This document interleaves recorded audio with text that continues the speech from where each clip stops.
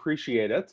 And really great to be here with you all today. I've been watching the chat, and as everybody's been checking in and saying hello, and it's amazing to see the voices coming in from all over the country. And as a Saskatchewan, being Saskatchewan born and raised, excited to see there's a big Saskatchewan contingent as well on the call today. So that's fantastic. So we're going to take about half an hour, and I want to walk you through a presentation to talk about some of the context around digital, look a little bit about how it's evolved, some of the major trends that are impacting society in general, but governments in particular, and look a little bit about how governments around the world and here in Canada have been responding to that, and give you a bit of a sense of kind of my theory of change behind how we can effectively address the realities of the digital era and how it's impacting government. As Michael said at the end, we're going to have about 20 minutes for Q&A. Now, the questions, so that we were able to be fair to everybody ahead of time, we're taking the ones that were submitted. But I will monitor the chat, and I'm certainly very open to any feedback people have. My Twitter handle and LinkedIn address are there, and so certainly if folks want to continue the conversation afterwards, I'm very open to do so. So, these days, as Michael mentioned, I am leading the digital leadership program at the Institute on Governance. And a lot of the work that I'm doing is looking at how we can build the digital leadership skills within the public service writ large. And I think this is an incredibly important challenge for us as digital moves from being something that is purely the domain of CIOs and the IT teams in government to being something that's impacting everybody. So I'm going to come back to that, but I think the premise for how I've been approaching this lately is that this is something that increasingly impacts everybody, and is going to be something that requires the entire public sector to upskill and to reskill over the coming years. So for those of you who've been following along with the curriculum over the last couple of years, this will be familiar to you. This is the definition for digital from Tom Loosemore, who was one of the co-founders of the Government Digital Service in the UK. This was shared, I think, in the first day, and you had a talk in the first week, or a video from Tom Loosemore talking a little bit about his take on digital. I particularly like this definition, and what I like about it is in my mind, it kind of works as an equation. On the one hand, it talks about the culture, practices, processes, and technologies of the internet era. And importantly, it's highlighting that it's not simply about the technology, right? Digital is obviously being driven by technological innovation, but there's a whole set of cultures and practices and processes, which we'll talk a bit about today, which are very much associated with the startup world and the way that companies have increasingly been approaching technology. And those practices are increasingly coming into government as well.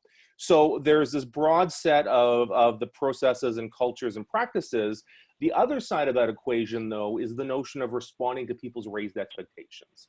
And the reality is that citizen expectations around service delivery are increasingly driven by their experience with Netflix and Amazon and Facebook and the variety of experiences they have in their daily lives around technology. And so for governments, they are increasingly having the need to be able to keep pace with the rapidly evolving expectations that those in the private sector are setting amongst citizens.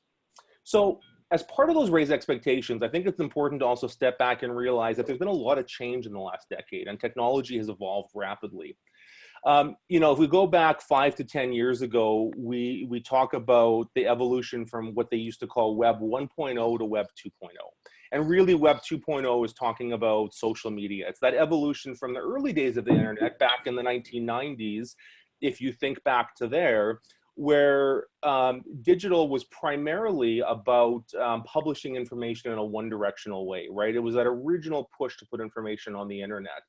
And then around the mid-2000s, we saw the rise of tools like Facebook and Wikipedia and YouTube, all of these things that we take for granted today that have increasingly become a big part of how we communicate and interact with each other. And particularly for government organizations that were set up to be hierarchical and were tended to communicate in a one-directional kind of manner. This was a major change for them. This was a major move to have to think about information being shared in a much more collaborative and horizontal way. And I think, to be frank, governments are still adapting to this reality of a much more decentralized information system that they are playing within. We also, at the same time, have seen the rate of technological progress increase dramatically. So if you look at this graph, which I like to use because I think it illustrates the point well, if you look at the left of it, you see technologies like the telephone, electricity, cars, radio from the turn of the last century. And you can see it took them on average an entire generation, 20 or 30 years, to go from launch to being massively used and widespread adaptation amongst the population. If you go to the right side of the graph, you see things like social media and smartphones and tablets, that rate of change is becoming almost vertical, where it's a matter of years, if not months, from these new technologies being introduced to them to going to be mass adaptation. And that's a real challenge for our governance institutions that weren't designed to move that fast. And so government and government processes are being asked to adapt much quicker than they ever have before to the changing technological landscape around them. Another kind of interesting part of this conversation around the increasing speed of new technology is around the impact that it's having on us as human beings and some of the ethical considerations around it. This is a graph that I've adapted from some work from a group from the United States called the Center for Humane Technology. And it's an interesting organization founded by a couple of former Google engineers who were worried about the impact of the tools and technologies that they were developing. And one of their concepts they talk about is that we often, when we talk about kind of dystopian tech futures, we talk about that point where technology overwhelms human capabilities, right? This is kind of the Terminator moment where you have self-aware AI that essentially takes over everything a human can do and does it better. And there's open debates as to if we're going to get to that point, and it's worth us talking about that a bit more later around the rise of AI. But their point is that there is a much earlier point on technological progress where it overwhelms human vulnerabilities. And essentially the argument is that we've already passed that point. And so when we think about the debates right now around the rise of fake news and disinformation online, what we're seeing around cyberbullying and the impact that our increasingly gamified technology can have on us as people, I think this is an important point for us to realize is that technology has become incredibly integrated into our lives, but is increasingly having potentially negative effects on us as well that we have to be conscious of as we think about the responsible use of it down the road. And perhaps no surprise, what we're seeing as a result of that is that Canadians are very much split down the middle in terms of whether they view this rise of the digital age as being a positive or a negative thing. This is some data from work that Ipsos Canada did 3 years ago in 2017. And at that time, they found that Canadians were roughly split right down the middle, that about half of Canadians were tech believers who thought that the positives of technology will overcome the downsides. And the skeptics, which made up another half of the population, were very much worried about job losses, worried about loss of privacy and personal information, and concerned about their ability to keep up with this pace of change. Interestingly, in the data, there was a large gender gap, and they found that men, and particularly young men, tended to be much more optimistic around technology than women. And so I always think when we're, for all of you who are working in government organizations and using technology for the public good and to serve the public, it's important to recognize that the citizens that we serve are very split right now in terms of the positive impacts of technology. There are significant gender and demographic differences in how people view and use technology, and all of that has to factor into how we think about this. Now, as much as that pace of change has been huge over the last decade or two, my contention is it's only going to get faster. And I say this not to be negative, but I think to be realistic that these trends we're seeing are only going to accelerate, and the impact of them, I think, are going to become much bigger.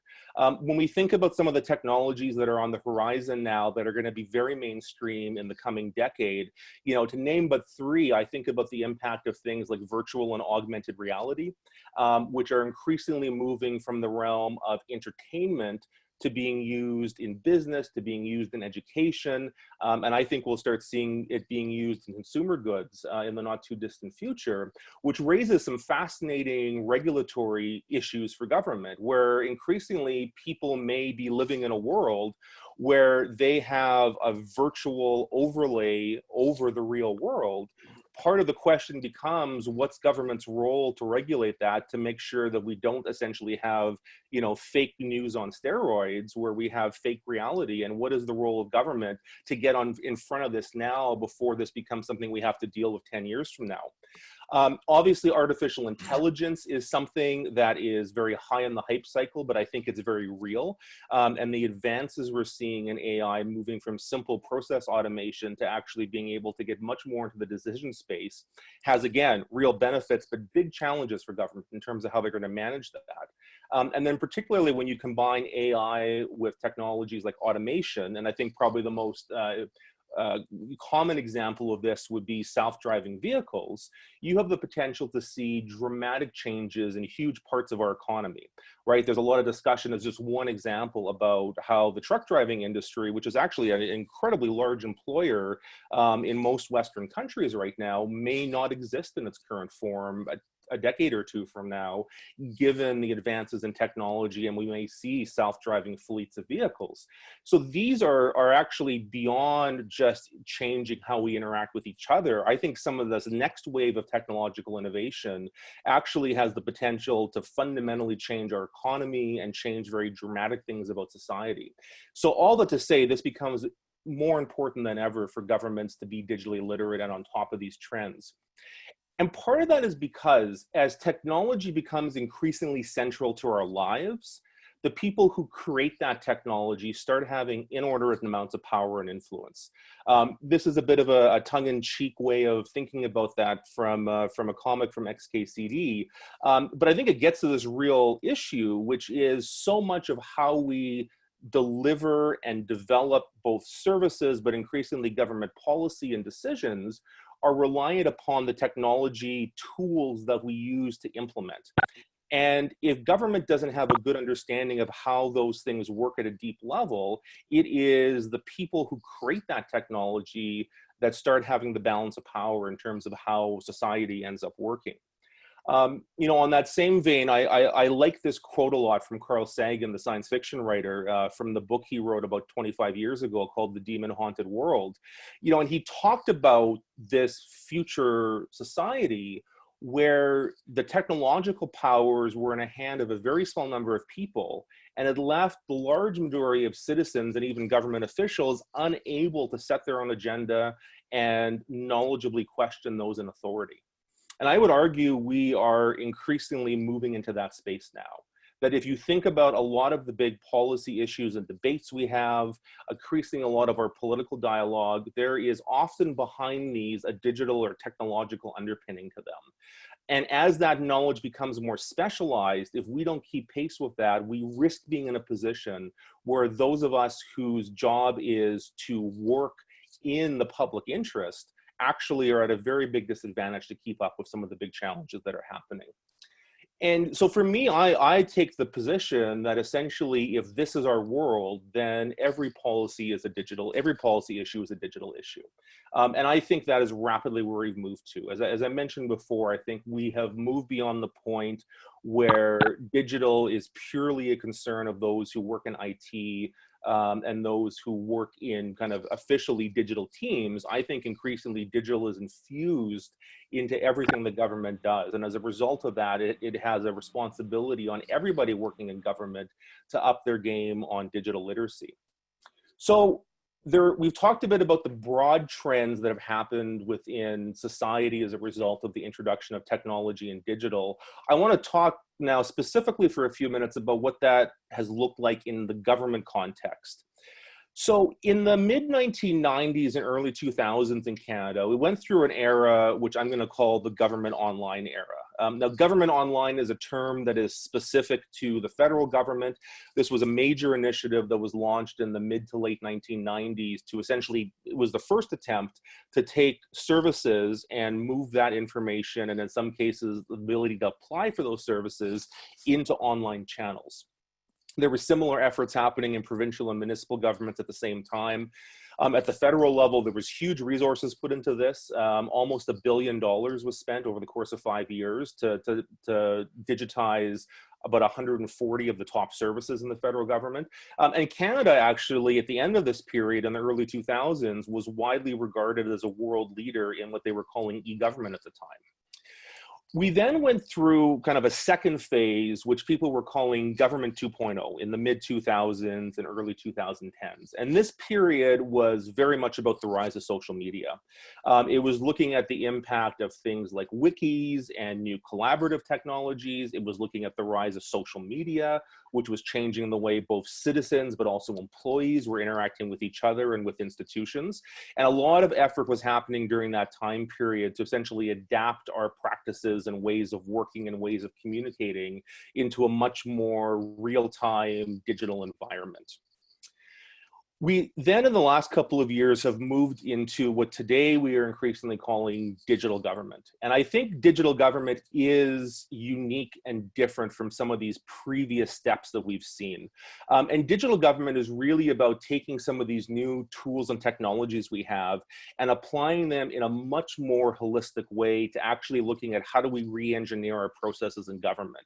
So as opposed to the previous phases, which were very much about digitizing existing information and simply making it available online, digital government is actually asking us to say, can we actually change the way we do things, re-engineer our processes, and instead of simply putting a coat of digital paint on old ways of doing things, to actually think about doing things from a digital first perspective, which has some really major implications for how we deliver services in government. Now, there's a lot of different definitions for digital government. There's probably as many different definitions for digital government as there is for digital. And I don't think any of them are the right one. I want to share a couple of different ways of thinking about this. This definition that you see on your screen is from my former team at the OECD and how they had defined digital government. And I think two things to note about this is one, it's focused very much on government's modernization strategy. So it's more than just service delivery. It's about a broader modernization of government. It also talks about an ecosystem of actors, right? So this is not simply about government alone, but how government works with organizations across society to be able to take advantage of these new ways of working to modernize how government works. This is another view of potentially how to think about digital government. And a colleague of mine and I had put this together a few years back because we were seeing a lot of these different terminologies, methodologies, and buzzwords being talked about. And they were often talked about kind of in the margins or in the context of digital government. And when we think about those three big buckets, citizen experience, results and delivery, and agile and technology, I think often when we're talking about digital government, we're talking about the activities that are happening at the intersection of those three trends. And we see a lot of these different types of methods and applications being applied to that in terms of rethinking some of the processes of how government solves problems. And I think regardless of our exact definition of digital government, I think one thing that is really clear about this is that digital is impacting everybody. Again, from Tom Loosemore, this is a quote from some testimony he gave to a UK Science and Technology Committee a couple of years ago. And he was making the point that there is no part of government that is not being affected by digital and that doesn't have to adapt the way that it works because of this. We often talk about digital very much in the service delivery context, and that is part of it. But I think what Tom is getting to here is it is a much bigger cultural shift that is happening within governments as a result. And so on this topic of culture, the old adage is that the culture eats strategy for breakfast. And I think that's true, right? You can have the greatest digital strategy you want in your organization, but if you don't have a culture that is ready to work in a different way, your strategy ultimately is not going to get you anywhere. But I would argue there's another part to this. And I think that incentives eat culture and structures eat incentives. And I think it's important for us to think about, as we're looking at the changes that are happening in our organizations, that we talk a lot about culture change, and that's good. But if we don't actually change the incentives and structures in our organizations, that culture change is not going to be sustainable over time. And when I talk about incentives and structures, for incentives, I mean things like, how is your performance pay calculated, right? What are the things in your performance agreements every year? How do you get promoted in the organization, right? What are the things that are rewarded either formally or informally in your work? Because those obviously drive where people choose to put their attention and their focus. Similarly with structures, structures are very much about how things get done, right? What do your governance committees look like? Who gets to ultimately make a decision about what you're doing or what you aren't doing? You know, and this has real practical implications, as we'll talk about in a moment. You know, we're talking about moving to a more agile product management type of approach to delivering services. But if all of our approval structures are still very hierarchical, it puts a real challenge on our ability to be able to make that kind of interaction happening. So I want you to think about, again, as you're looking at that digital journey, not just about the strategy and the culture, but the incentives and structures of your organization and how those either enable or constrain you to be able to make change. Another way to think about this, and something that I've written about a little bit, is what I call the digital government pyramid. And it has a couple of different layers to it that I want to unpack for the next few minutes before we move to questions. So at the top of it, and I think this is true in any large hierarchical organization, we have what I call the leadership and policy layer. You know, and this is where we see, you know, laws and legislation and policies and guidelines and practices kind of come from. We've seen digital teams get created, like the Ontario Digital Service, and I'll talk about those in a minute.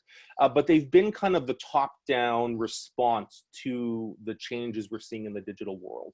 And I think in a large organization like government, that makes sense. And it is likely probably the right starting point. And ultimately, those efforts have been put in place to try impact what I call the platform and process layer. And that's really that kind of messy bit in the middle, kind of the work of government, how we do things, how things get done. And so the theory of change to this point has been that cover from the top, the political direction, the senior management support, some of those policy and service delivery initiatives will drive change within the broader public service.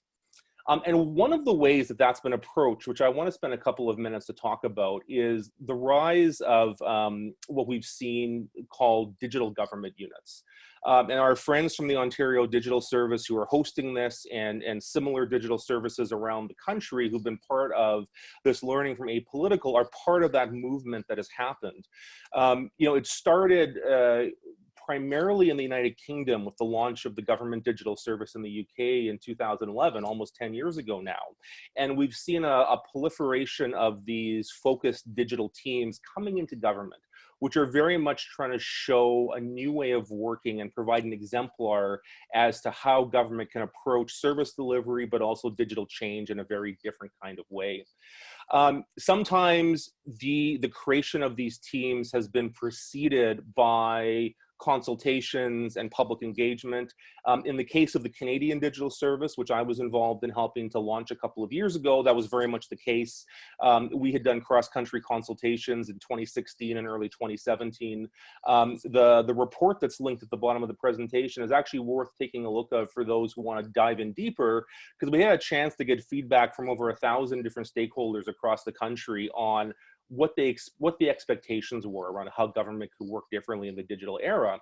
And the result of that process led to the creation of the Canadian Digital Service, you know, which was very much characterized, I think rightfully so, as taking a startup approach to building better IT for government. And I think we've seen a similar kind of ethos around the Ontario Digital Service and digital teams that have sparked up around the country and around the world in different places. And generally speaking, I would say that these digital government units that have been created fall into one of three different types.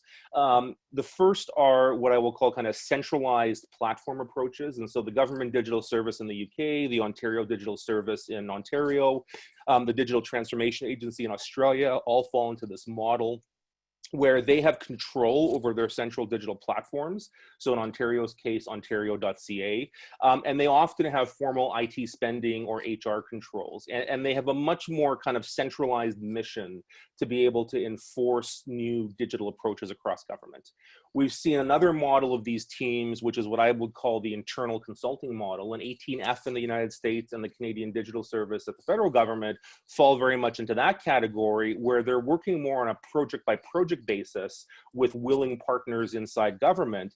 And they do have part of their mandate is to shape broader digital practices, but they don't have the same formal authorities that the more centralized teams tend to have. And then we also see very mission specific types of digital teams. And these are often ones that either have a strong political mandate, like the US Digital Service in the US, which was actually launched in part to fix the very disastrous launch of healthcare.gov, and then became kind of a standing team to work on high priorities from the administration.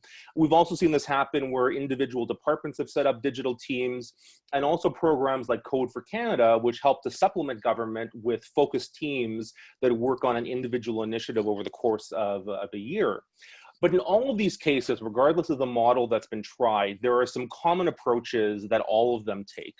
And that includes recruiting digital talent into government in a different kind of way than we have before, taking very much a delivery first approach to their work culture and processes, and focusing on design and agile software delivery practices is very key and core to how they deliver services. So I want to just unpack those very quickly because I think they're important concepts to recommend, and you're gonna talk about these more over the coming weeks in some more depth. So the first one is about bringing in new types of talent. And I think one of the things the digital evolution over the last decade or so has shown is that outsourcing digital completely to the private sector simply doesn't work, because we atrophy our internal ability to be good stewards of the public interest in when it comes to technology when we do that. And while we obviously are going to continue to work with the private sector in a variety of ways, there's been a real push to bring those skill sets into government, and in some cases recruit people in who we traditionally haven't hired in government. And the modern digital team is very much focused on a multidisciplinary approach. We often see teams like the Canadian Digital Service or other digital teams around government having things like designers and developers, user researchers, product managers, people who we call policy hackers, who are the folks who kind of know how government rules work and can help you navigate the sometimes very complex maze of rules, data specialists and communicators. And compared to the traditional way that we often do project delivery in government, where these are all in separate teams and they don't often talk to each other, part of the magic behind how these digital teams work is that these are very integrated, multidisciplinary teams where these folks all work together from the get-go. And there's some really amazing results that can come from that approach. And really part of that then helps to support the core principle behind these digital teams, which is to focus on delivery, right? We talked about how culture is more important than strategy. The UK Digital Service talks about how the strategy is delivery, and you use delivery to really drive the conversation and find out what you don't know. At the Canadian Digital Service, we had a slight variation on that, where we used to say, do the thing first, right? And then use that to kind of inform your learnings down the road. These approaches are also often very much driven by a human-centered design approach to their work. You know, and there's, I think you're going to have a unit on human-centered design coming up in a couple of weeks, but at a very basic level, it is really about thinking about the intersection between what's desirable, what's viable, and what's feasible. And they often will see kind of a variation of this design thinking process as the core behind how you get there, right?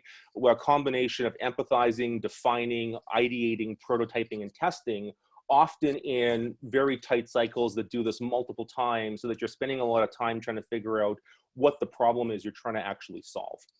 And design matters a lot, right? Design is not necessarily a digital thing. You can apply design in non-digital contexts, but it is very much one of those practices and processes that characterize the digital age in Tom Loosemore's definition. And taking a design approach to work matters for a few different reasons.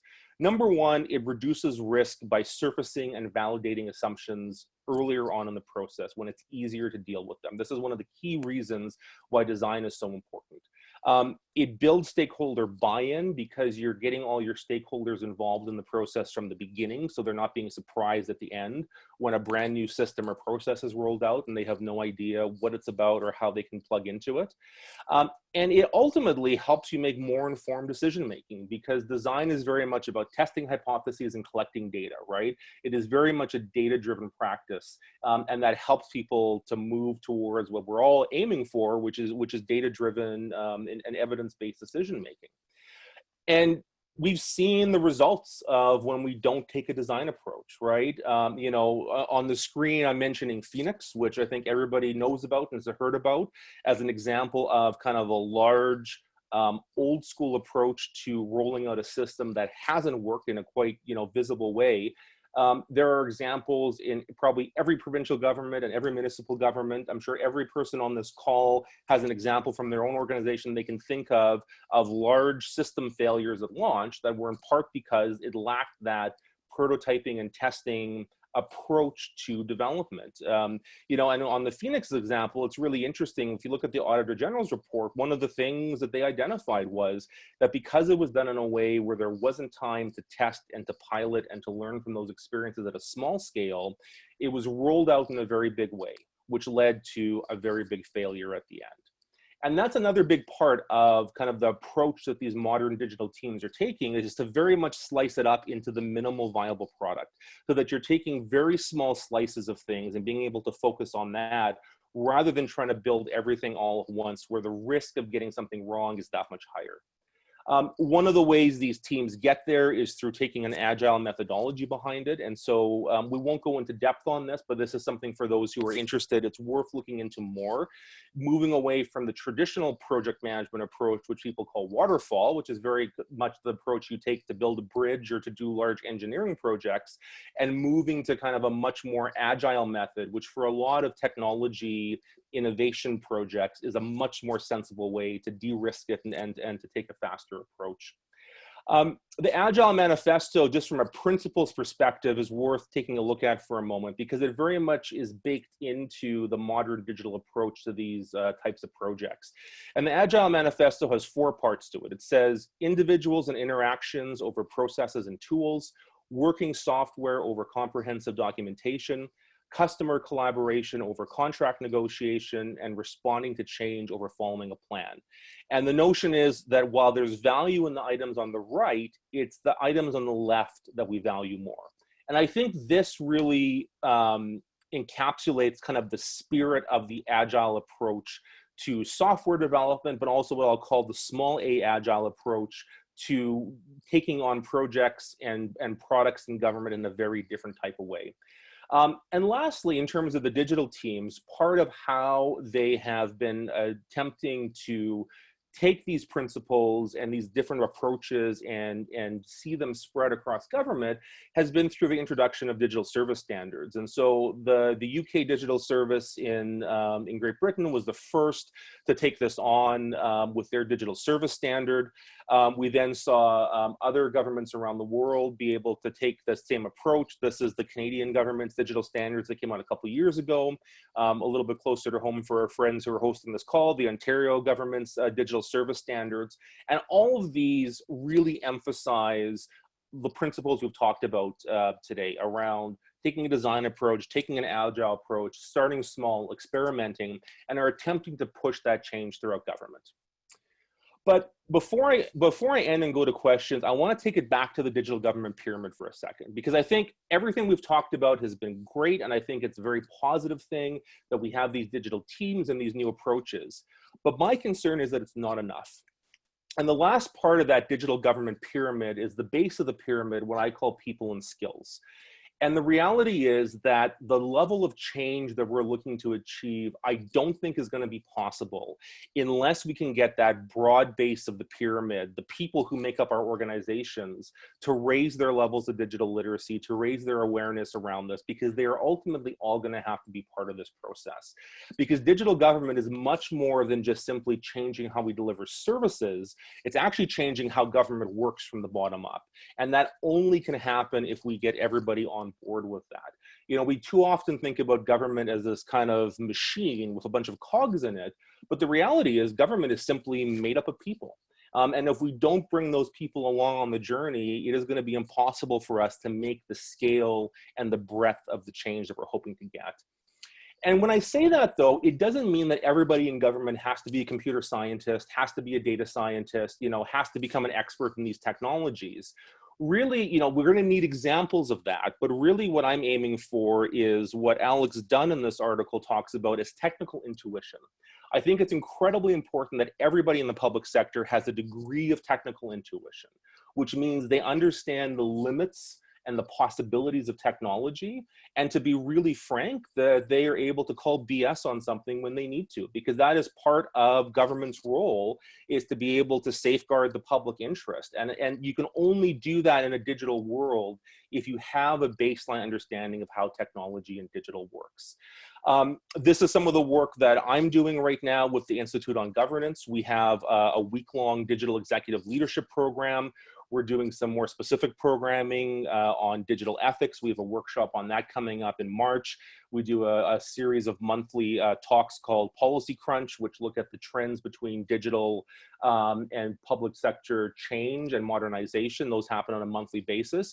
There are our friends at the Digital Academy with the Canada School of Public Service. A lot of the digital teams across the country are increasingly running digital and learning activities. And so my point is, compared to even a few years ago, there's a lot more opportunities out there than there ever was for people to increase their digital literacy, to be able to increase their knowledge. I think for all of you, obviously, you've seen the importance of this because you're taking this apolitical course. And I think this is a great initiative to also do online training to be able to reach large numbers of public servants. And so I'm really hopeful that over the coming years, we're going to see more and more of this, because I think it is just critically important that we get a broader understanding amongst everybody in the public sector if we're going to make those changes that we're looking for. So I want to leave it at that and turn it over to Nikki so that we've got some time to be able to do Q&A and go through some of the many questions that people have brought to us. So Nikki, I'll pass it over to you. Thanks, Ryan. Just before we do, I'm just going to give Sean just a moment to give us the answer to the poll that we asked at the beginning. Sean? So the question we asked was, in the first week of the boot camp, we'd asked you to think about your own definition of digital before watching Tom Loosemore present his definition. And we had that most people said it changed a little or a lot. Not many didn't change at all. And a few completely changed. So thank you for that. We have about 15, maybe it's a few minutes, less than 15 minutes for some question and answers. Thank you so much for that, Ryan. I've been just excited for this for weeks, months, and didn't disappoint at all. It's been fantastic. Thank you so much. My pleasure. Thank you. So I've grouped the questions together, so hopefully that will help us get through them a little bit faster. So there was a lot of questions on leadership.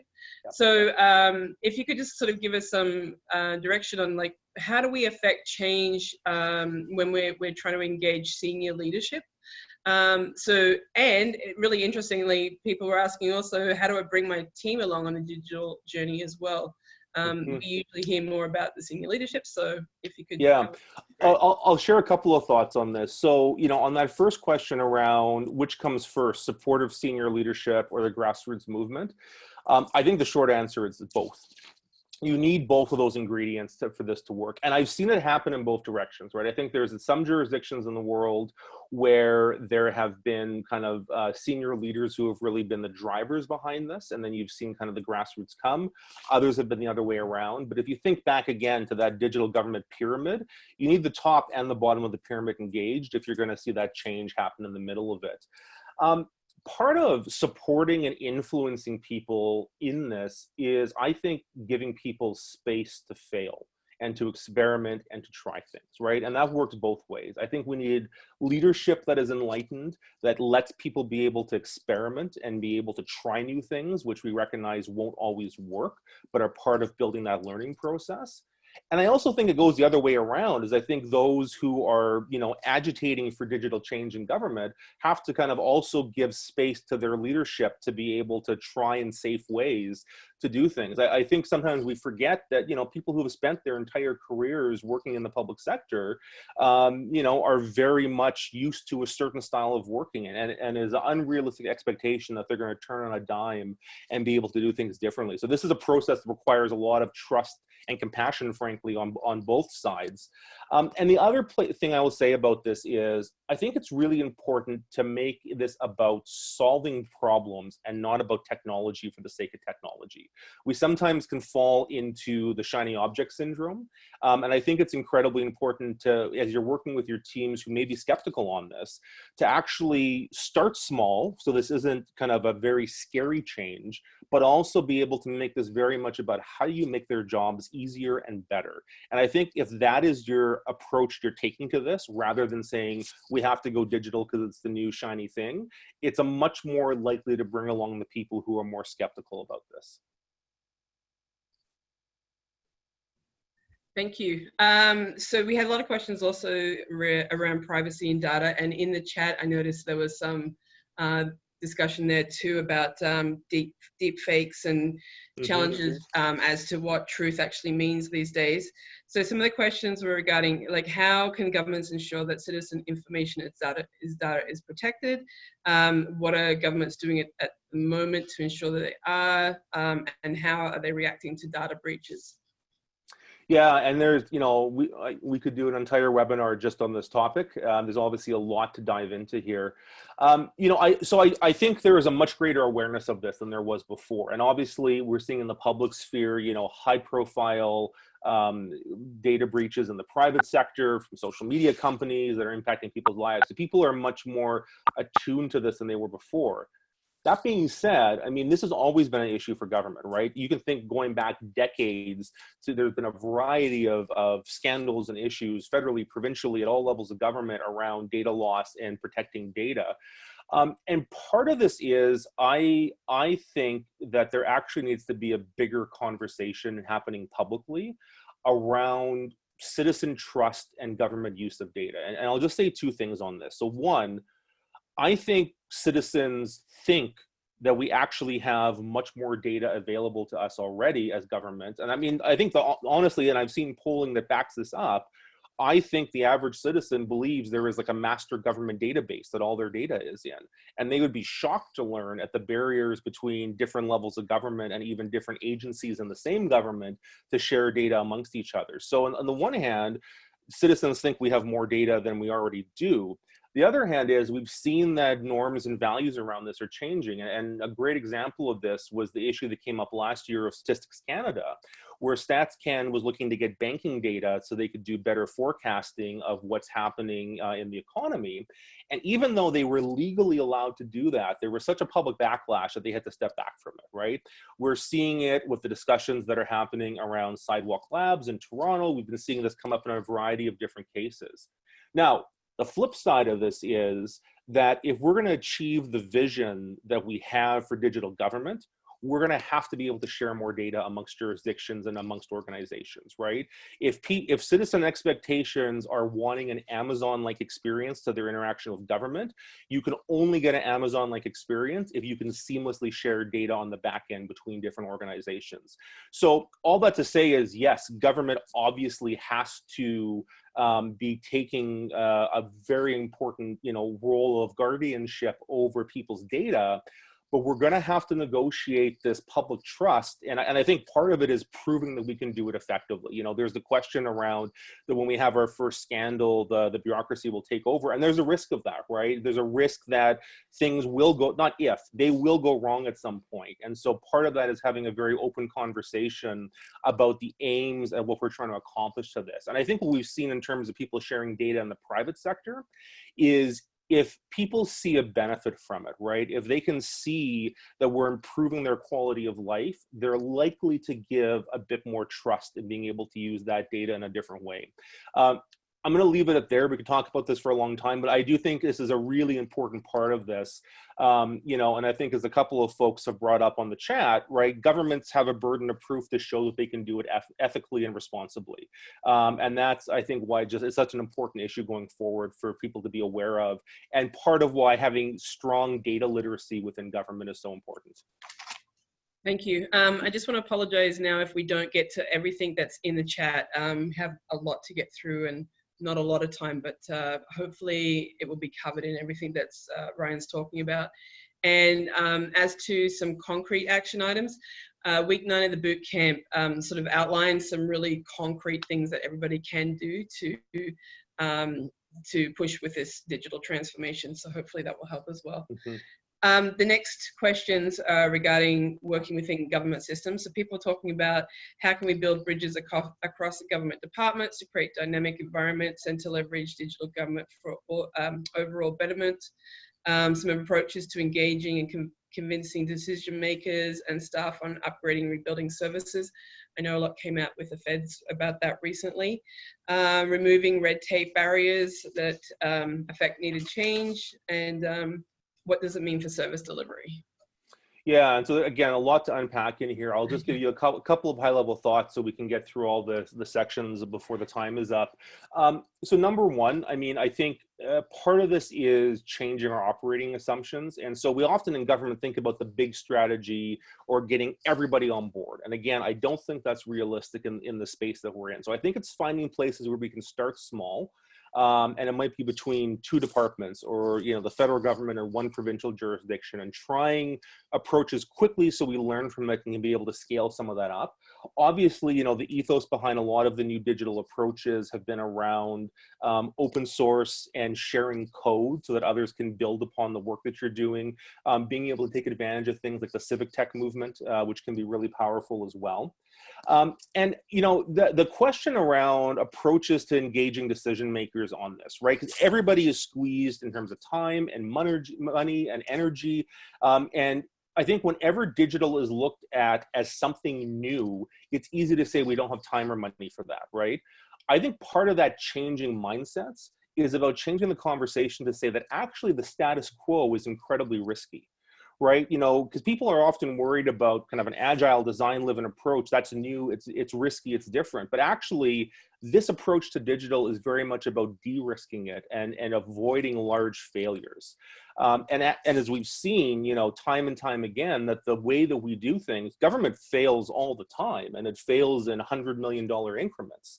And actually, the status quo as to how we do things gives us very suboptimal results. And so I think it's flipping that conversation to say, let's think about the risk of keeping on the way we are, and how does some of these initiatives be able to change that a little bit to kind of move in that direction. And I think when we take that approach, and when we take a user-centered kind of driver to all this, issues around red tape and barriers and how do we serve citizens better, those all flow from that naturally. So it's really about changing your orientation at the front end, and then I think it changes how we approach some of those questions later.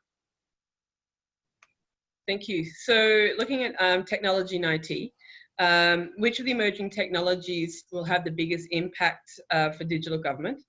How do we ensure context is not lost? So there was a question that we got around, as we move away from in-person and voice communication, like how do we ensure that context is not lost through communication? What are some of the realistic results citizens can expect as outdated systems are updated? Yeah, thank you. So, I mentioned in terms of the technologies, I mentioned a couple of them. I think artificial intelligence is one that there's a lot of hype around it, but part of it's real. And so if I were going to say, if there's one thing that I think you as a policymaker or a service delivery practitioner or a communicator in government should try get your head around a bit more, is AI, because I think it really is going to have the potential to change a lot of how government works in the next while. And government is going to be called upon to govern AI at some point, and we're going to have to get our heads around what that looks like. I also, mentioned virtual reality and augmented reality, because I think those are kind of the sleepers. People aren't talking about that as much, but I think they have the potential to have as much impact on society 10 years from now as social media has over the past decade. And to be frank, I think governments were largely asleep at the wheel in terms of thinking about how to regulate the social media world, and are now trying to play catch up. I worry we could very much be in the same situation 10 years from now when it comes to things like AI and virtual reality, which are going to have orders of magnitude more impact. you know, and on this notion of kind of losing that personal connection, I actually do think, you know, there's a risk of it, but if we do digital right, it actually could potentially help people who are in more remote situations, or as somebody raised in the chat, people who have disabilities and accessibility issues. You know, if we keep those things in mind and we design our technology solutions right, the ability to have relatively cheap and flexible and easy to use, for example, video conferencing technology or accessible ways of connecting with people might actually lead to some of the people who are more marginalized now, for whom it's actually very tough to come to an in-person office to get services. They might actually be able to get better services from a digital perspective.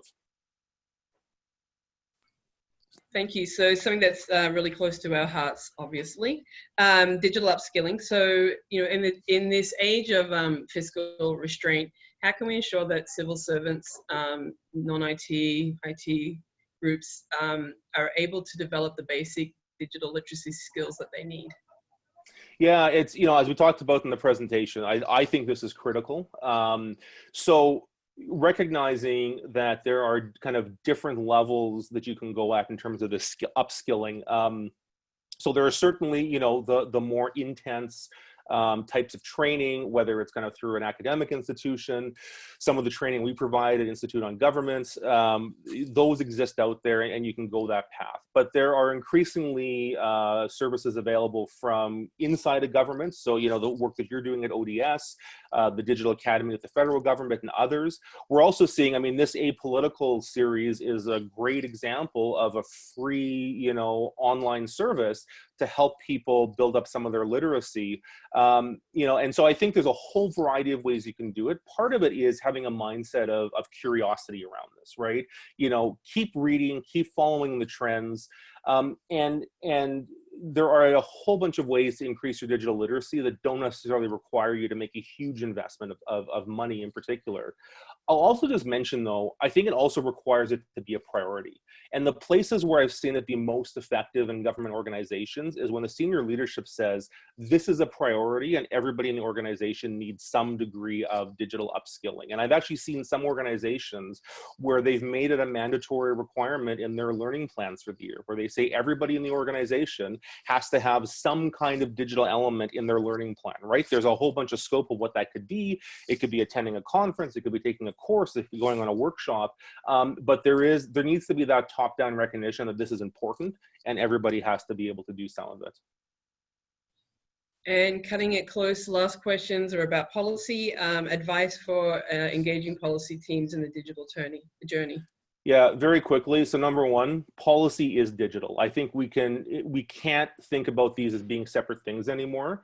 I saw a former colleague of mine on Twitter over the weekend suggested that maybe the CIO and the strategic policy groups need to merge in government organizations. And I think it's an interesting observation. I think these are interchangeable and you can't be doing good policy if you aren't digitally literate today. And I'll just say kind of a last piece on this, right? You know, we're also in a world where every minister that you serve, you know, has a smartphone like this in their pockets, right? And if we get into a world where ministers have greater access to information than the public servants who serve them, it puts policy teams at a real disadvantage. So we got to be aware of the fact that policy teams no longer have a monopoly on advice to ministers, and they've got to take advantage of kind of faster, more user-centered ways of doing things and really being conscious of how technology is driving it, because increasingly they are going to be called upon by their political, you know, masters to be able to advise them on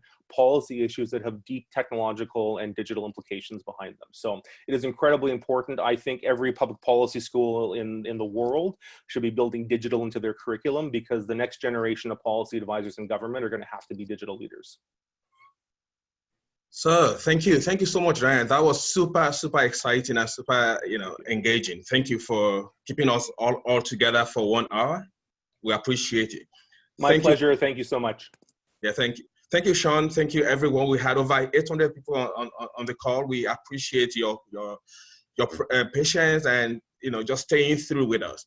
Now, I'm not going to take your time. It's 2:01. I'll let you go. I just want to say that in the next couple of weeks, in March, there'll be a repeat webinar, but this time on leading digital transformation, and we have a Chief Digital Officer for Ontario, Hilary Hartley, the Chief Digital Officer for BC, Jamie Boyd, and Natasha Clark from Nova Scotia on a panel, talking to us about how they have led digital transformation in their provinces.